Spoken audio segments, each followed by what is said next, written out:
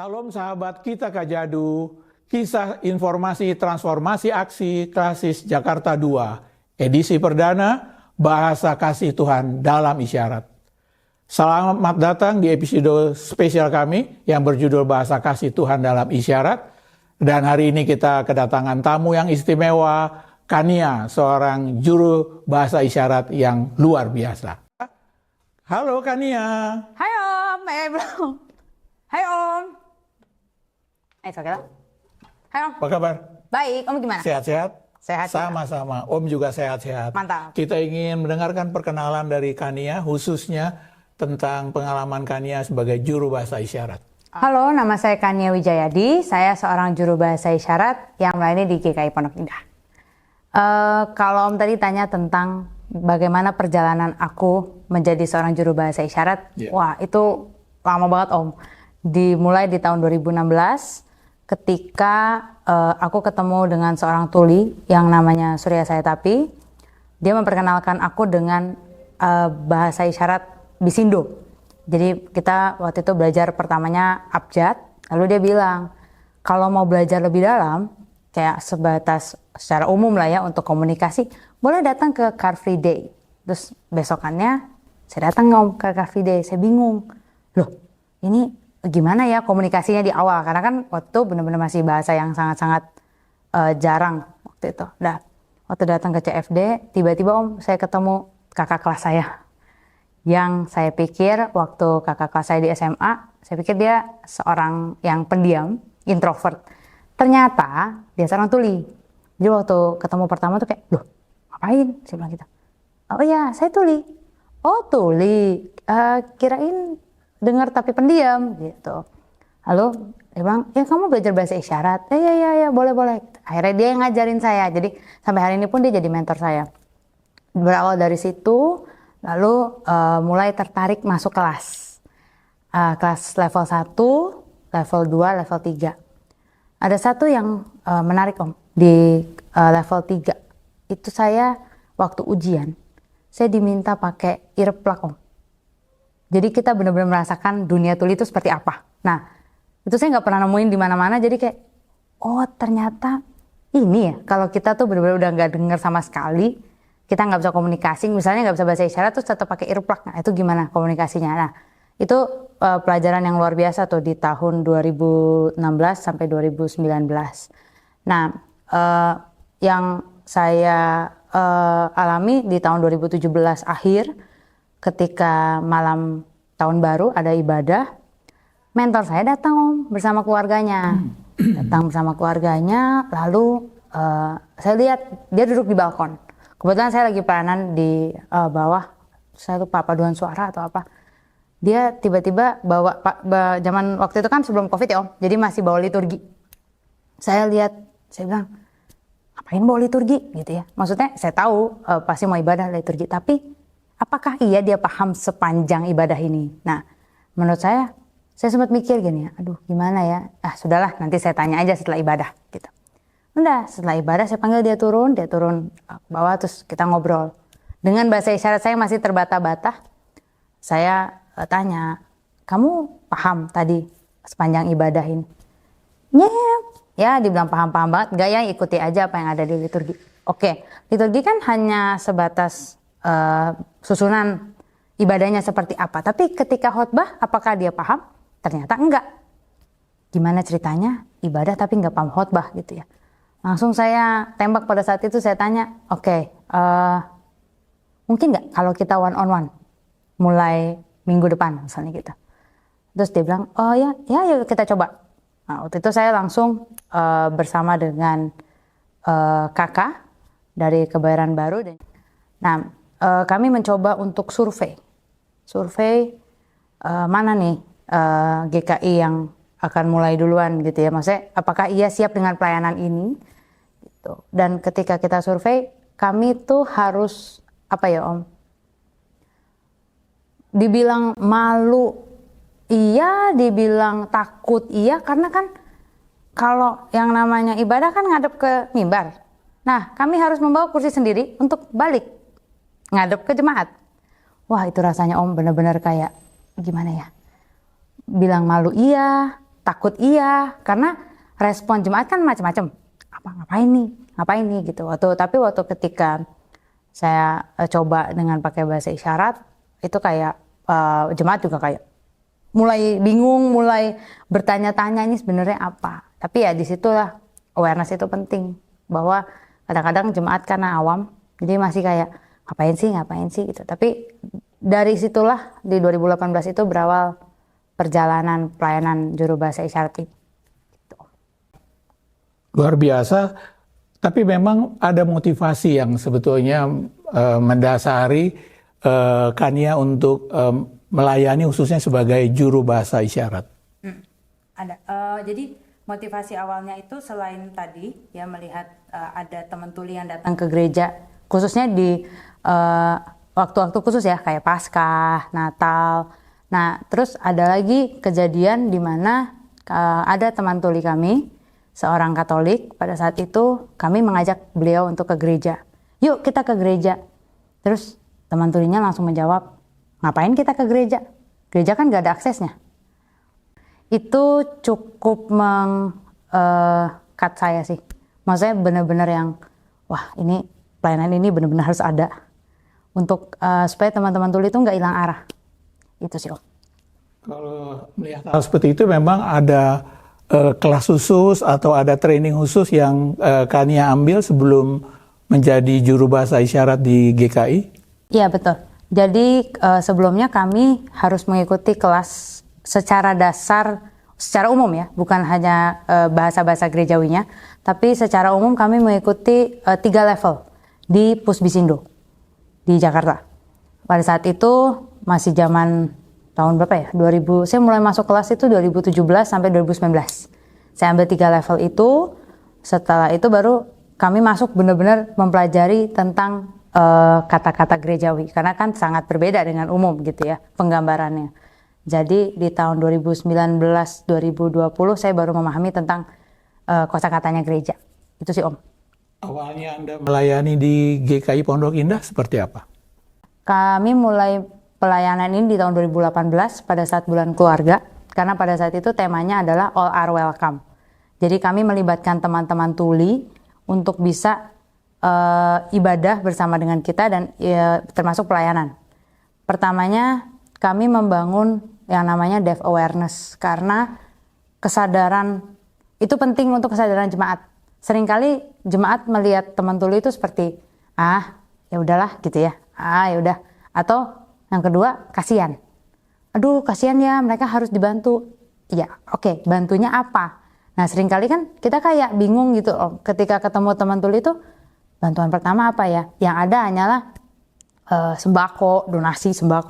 Tapi sebenarnya bukan itu yang teman-teman tuli butuhkan. Teman-teman tuli itu membutuhkan sebuah akses dalam ibadah. Karena buat apa kalau mereka dapat maksudnya seperti sembako dan lain-lain, kalau misalnya secara pemahaman dalam ibadah pun mereka nggak paham. Nah, itu awal mulanya di situ sih yang cukup menguatkan saya ya untuk kita tetap melayani di ibadah. Nah di tahun 2019 masih berjalan sampai akhir di tahun 2020. 2020 itu pandemi kan Om, tanggal 15 Maret 2020 pertama kali saya melihat ibadah online kami di GKI Pondok Indah sangatlah amat simple, kosong. Hanya ada 6, saya ingat hanya 5 pendeta dan 1 TPG untuk piano. Dan itu saya bilang, saya langsung waktu saya nonton itu saya cuma, bagaimana caranya minggu depan udah ada juru bahasa isyarat. Udah, saya telepon penatua, waktu itu masih penatua, Ibu Wita Hartanto. Saya telepon dan saya bilang, Tante boleh nggak mulai minggu depan ada juru bahasa isyarat? Dan dikabulkan, minggu depannya sudah ada layar waktu itu kami menggunakan layar proyektor, lalu ada kursi ini, ini saksi hidup juga nih. Kursi ini gitu ya, lalu kami mulai dengan bahasa isyarat hanya dengan kamera di depan. Dari 22 Maret 2020 sampai hari ini. Cukup panjang perjalanannya dan mungkin ada 1-2 kasus yang membuat Anda sangat melihat bahwa pelayanan ini memang harus dilanjutkan menjadi sangat penting. Iya, ada perasaan yang tidak pernah saya rasakan sebelumnya, Om, di pelayanan ini. Saya nggak pernah sadar bahwa caranya Tuhan tuh emang luar biasa ya untuk menunjukkan saya ada di pelayanan ini. Karena ada seringkali beberapa kali lah ya, saya dengan teman saya berdua kita bolak-balik toilet hanya karena untuk menangis. Karena melihat teman-teman tuli bisa memahami ibadah, sepanjang ibadah, memahami dan mengikuti, terlibat, itu suatu hal yang luar biasa.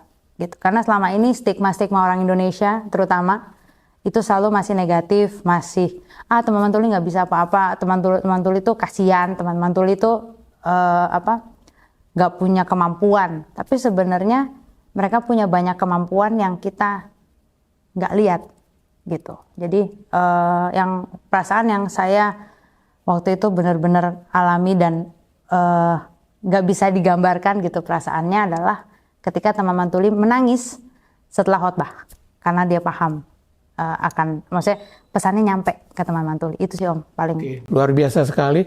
Dan yang menarik adalah bagaimana kerjasama dengan khususnya pengkhotbah ya, dengan Anda sebagai juru bahasa isyaratnya supaya khotbah itu sampai ke kepada teman tuli itu dengan tepat.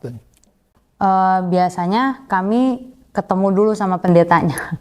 Kayak misalnya kami datang lebih pagi sebelum ibadah untuk ketemu di ruang konsistori, bertanya langsung kayak kira-kira Om mau khotbah tentang apa, Bapak Ibu mau khotbah tentang apa. Jadi kami paham dulu kurang lebih secara dasarnya gitu. Walaupun ada beberapa kali yang jawabannya tergantung Roh Kudus mau bilang apa. Oh ya kan udah ada teksnya gitu ya. Ya itu, tapi itu jadi sebuah keunikan sih ya. Jadi kita jadi tahu kalau misalnya pendeta ini kami harus benar-benar siap karena kadang-kadang di teksnya apa, nanti dia keluarnya apa, beda lagi gitu. Tapi ya itu sebuah pengalaman yang luar biasa sih Om. Dalam perjalanannya apakah GKI khususnya GKI Pondok Indah mendukung secara sungguh-sungguh pelayanan untuk sahabat tuli? Iya, kalau dari sisi secara keseluruhan gereja sangat-sangat mendukung. Mungkin yang belum terlihat ya dari jemaatnya. Karena seringkali kami sebenarnya sudah menyiapkan, dari GKI Pondok Indah sudah menyiapkan kursi khusus di balkon untuk teman-teman tuli. Tapi seringkali ada beberapa jemaat yang masih belum paham pentingnya kursi itu untuk teman-teman tuli. Karena kami sudah menyiapkan akses khusus, yaitu belakang ini adalah di bagian belakang balkon itu adalah khusus JBI, juru bahasa isyaratnya, yang melayani dengan ada layar dan sebagainya. Lalu persis di depannya itu ada kursinya Om, sekitar harus 5-6 orang. Lalu di depannya ada TV, khusus TV gede memang yang hanya menunjukkan juru bahasa isyaratnya. Nah akses itu kan memang hanya di situ. Nah seringkali karena padatnya gereja, seringkali kayak jadi diambil kursinya oleh jemaat lain. Nah mungkin itu yang belum kayak belum dipahami beberapa lah jemaat gitu sih Om. Simpatisan mungkin. Kalau dari segi penjelasan atau promosi tentang pelayanan ini di jemaat khususnya di GKI Pondok Indah ataupun jemaat Klasis Jakarta 2 seperti apa? Mungkin kami tuh kalau ditanya soal promosinya memang nggak terlalu sering ya Om, karena kami mikir kayak oh ya udah ada untuk teman tuli udah cukup gitu. Tapi mungkin lebih ke awareness ke jemaatnya yang masih agak kurang gitu. Jadi kami hanya memberitahukan bahwa maksudnya kalau di pengumuman tiap minggu pasti ada di Instagram maupun di warta jemaat itu tertulis bahwa tersedia juru bahasa isyarat, Tapi mungkin bagi orang yang benar-benar awam masih nggak paham maksudnya ada juru bahasa isyarat itu untuk apa, seperti itu sih Om.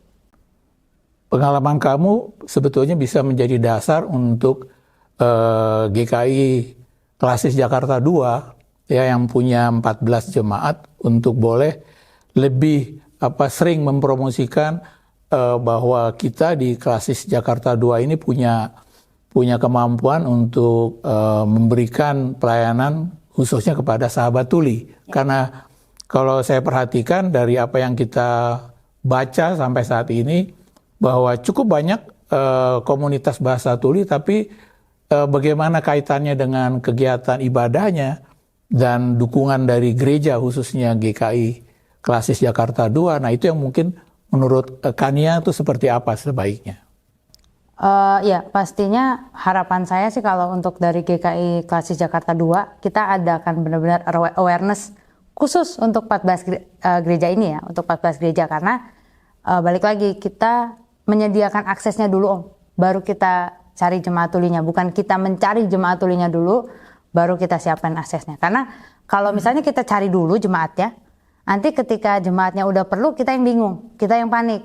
Jadi lebih baik kita siapkan dulu, kita sediakan dulu, baru nanti jemaat tulinya akan datang dengan sendirinya. Oh ya Kania, saya ingin dapat gambaran atau penjelasan dari kamu bagaimana perkembangan dari juru bahasa isyarat di GKI Klasis Jakarta 2. Untuk GKI Klasis Jakarta 2 sendiri sekarang udah ada 2 jemaat Om. Ada GKI Pondok Indah dan GKI Kebayoran Baru. Namun kami tuh dulu memulainya dengan survei.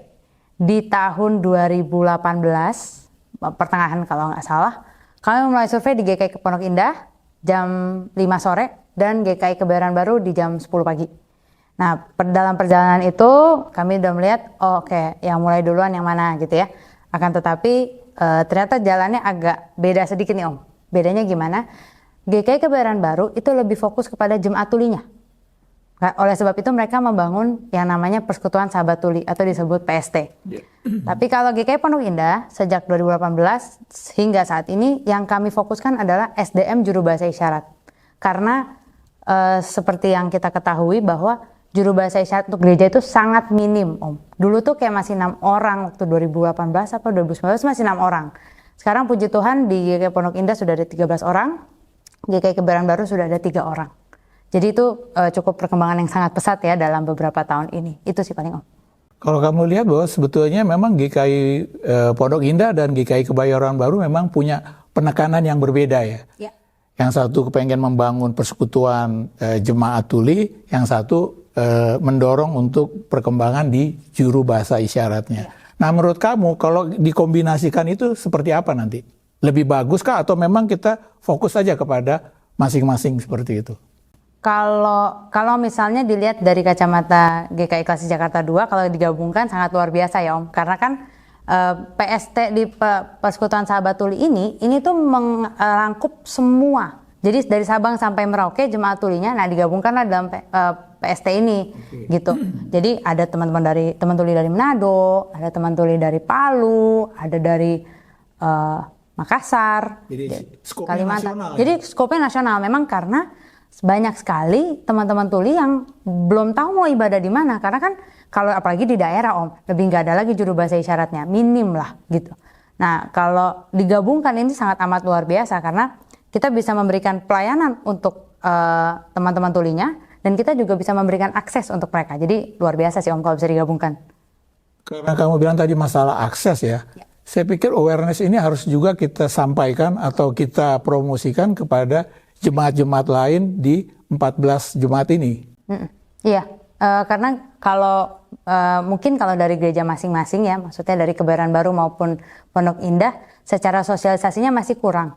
Jadi kalau misalnya dibantu dari GKI Klasis Jakarta 2 untuk menyebarkan sosialisasi ini, itu akan luar biasa dan akhirnya jadi banyak kesadaran juga dari jemaat-jemaat yang lain bahwa oh ternyata penyediaan akses ini tuh penting ya, gitu.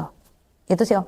Kalau kamu lihat sebetulnya juru bahasa isyarat ini kan sesuatu hal yang menurut saya menarik gitu, ya. Artinya apakah jemaat muda di GKI Pondok Indah atau di Kebayoran Baru punya antusias yang sama gitu untuk belajar tentang juru bahasa isyarat ini? Menariknya adalah kalau di GKI Pondok Indah Om, itu nggak mandang usia yang mau belajar bahasa isyarat. Jadi ada yang masih baru lulus SMA. Jadi seperti saya juga banyak ya? Banyak Om. Justru itu yang kita kaget karena di awal kami mengajak untuk ayo ada kursus bahasa isyarat waktu itu gitu ya. Waktu pandemi kita buat untuk mencari SDM. Justru yang ikut 40-50 ke atas. Jadi kayak kok malah yang mau tuh malah yang justru sudah senior gitu kan. Dan justru anak-anak mudanya malah agak-agak kurang nih Om. Nah ternyata itu bisa menjadi tempat pelayanan baru untuk jemaat senior. Oke, jadi kalau begitu menurut Anda apa yang sebaiknya kita lanjutkan atau kita kembangkan khususnya di Klasis Jakarta 2 ini? Yang pasti harapannya adalah sosialisasinya dari GKI Klasis Jakarta 2 supaya pemahaman awareness-nya masyarakat atau awareness-nya jemaat 14 gereja ini bagaimana sebenarnya kita perlu mengembangkan pelayanan juru bahasa isyarat ini. Tujuannya untuk supaya teman-teman tuli jadi bisa bisa misalnya ibadah di sini jam berapa, ibadah di GKI mana jam berapa gitu. Jadi nggak berfokus hanya 2 jemaat ini gitu kan. Kalau udah luas kan jadi mereka jadi misalnya rumahnya deket GKI Bintaro atau misalnya rumahnya deket di GKI Serpong misalnya. Jadi bisa di mana-mana nih gitu kan. Jadi mereka lebih nyaman nyaman untuk ibadah sesuai ininya mereka. Kita kan memang berada di Komisi Digital di Klasis Jakarta 2. Dan kita tahu bahwa live streaming sebetulnya bisa menjangkau secara nasional. Karena tadi saya tertarik kamu bicara tentang persekutuan di GKI Kebayoran Baru, kan begitu. Apakah mungkin kita bisa mempromosikan juga jadwal live streaming kedua gereja ini kepada teman-teman kita yang ada di nasional gitu. Karena toh kita live streaming itu kan jangkauannya sebetulnya bukan cuma nasional tapi bisa juga secara global. Mungkin menurut kamu? Iya, kalau misalnya promosi live streamingnya pasti ya itu kami harapkan sekali ya. Karena kalau live streaming itu kita udah nggak lihat lokasi ya. Dan seperti yang tadi aku sampaikan di Persekutuan Sahabat Tuli itu benar-benar dari Sabang sampai Merauke. Dan mereka kalau pagi-pagi hari Minggu kan pasti mereka bingung mau gereja di mana. Walaupun ya kalau di GKI Pondok Indah ataupun ke GKI Kebayoran Baru, kami sudah menyediakan akses khusus, ada TV di GKI Kebayoran Baru di jam 10 pagi dan kami di jam 10 pagi juga di GKI Pondok Indah. Itu untuk onsite-nya. Tapi kalau untuk teman-teman yang di luar Jawa atau di luar Jakarta, itu mereka tetap bisa ikutin live streamingnya. Berharapnya sih bukan hanya 2 jemaat ini ya, tapi lebih meluas lagi ke 14 jemaat lainnya. Ya, memang konten ini memang kita buat dalam rangka untuk memberikan informasi yang lebih luas. Ya, baik itu untuk juru bahasa isyarat maupun untuk sahabat tuli, minimal keluarga sahabat tuli. Jadi konten-konten seperti ini menurut kamu cukup bagus untuk kita kembangkan di masa mendatang? Iya, harapan aku dengan adanya digital ministry di GKI Klasis Jakarta 2, nantinya bukan hanya dari perspektif juru bahasa isyarat, tapi melainkan juga perspektif sahabat tuli yang sudah bisa ikut ibadah dan bisa mengenal Tuhan. Itu penting sih Maksudnya one day kalau teman tuli bisa sharing gitu ya, dengan ada juru bahasa isyarat juga, jadi bisa di jemaat 14 jemaat maupun masyarakat jadi bisa tahu ternyata begini caranya teman tuli mengenal Tuhan, ini caranya teman tuli mengikuti ibadah. Itu sih itu bisa banget nantinya. Ya, saya pikir ini satu yang menarik bahwa dari pembicaraan kita melihat bahwa sahabat tuli itu menjadi narasumber yang penting. Dan kita akan masukkan itu ke dalam program kita di masa mendatang. Dan semoga pembicaraan kita ini bisa menambah awareness untuk teman-teman jemaat di GKI Klasis Jakarta 2. Sahabat kita Gajadu, kita telah mendengar kisah yang luar biasa dari Kania dan kita juga ingin mendengar pesannya bagi kita semua. Ya, jadi selama ini yang aku lihat teman-teman tuli itu ada stigma dari masyarakat. Stigma apa? Stigma yang seringkali tuli itu dilihat secara kekurangan.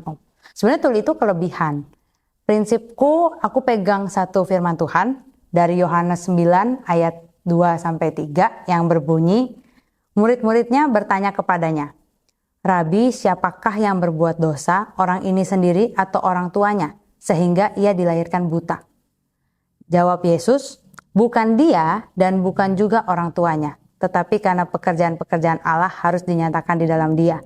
Di ayat ini bukan cuma teman-teman netra, tapi juga teman-teman tuli. Jadi kenapa Tuhan menciptakan mereka tuli? Ya karena emang Tuhan mau menunjukkan ke kita kebesarannya Tuhan lewat teman-teman tuli ini Gitu. Jadi kita jangan lagi kita melihat teman-teman tuli, aduh kasihan ya, aduh mereka tuh kekurangan ya. Tapi lihat mereka sebagai manusia yang sama kita gitu. Mereka bukan berbeda, hanya cara komunikasinya aja yang berbeda. Itu. Jadi dari pesan Kania kita bisa melihat bahwa pentingnya, perlunya gereja untuk membuat kesetaraan bagi mereka yang non-disabilitas dan mereka yang disabilitas. Karena kedua-duanya adalah ciptaan Tuhan dan harus mendengar juga pesan-pesan dari Tuhan. Kita akan lanjutkan podcast kita dengan sahabat tuli. Jangan lupa bagikan pesan ini. Semoga gereja Anda juga mau berpartisipasi mengembangkan juru bahasa isyarat di gereja masing-masing. Terima kasih Kania untuk kisahnya yang luar biasa. Hari ini kita belajar banyak tentang bahasa isyarat yang Tuhan juga ciptakan dan semoga ini menjadi inspirasi bagi kita jemaat GKI Klasis Jakarta 2 untuk semakin semangat menjalankan dan memberikan informasi kepada jemaat tentang juru bahasa isyarat. Sama-sama Om.